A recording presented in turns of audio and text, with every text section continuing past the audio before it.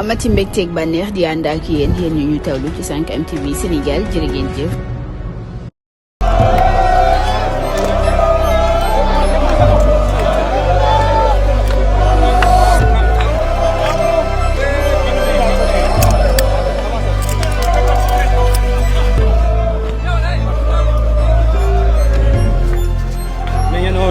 Le retour du Premier ministre Ousmane Sonko ici à l'UGB, accueilli comme d'habitude par les étudiants, ces cadets de l'UGB qui l'accueillent.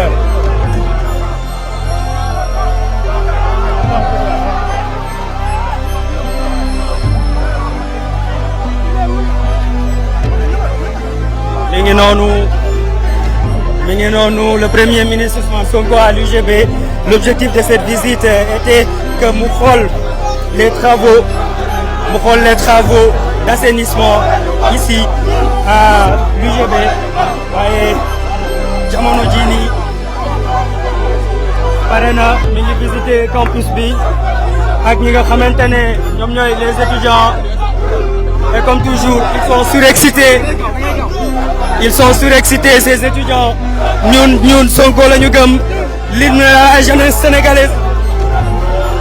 de la jeunesse sénégalaise muy fii nii ci UGB mu bari ci ñoo xamante ne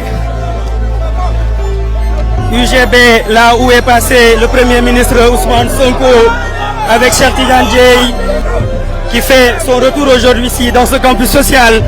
Le Premier ministre Ousmane Sonko na gën a gaaw.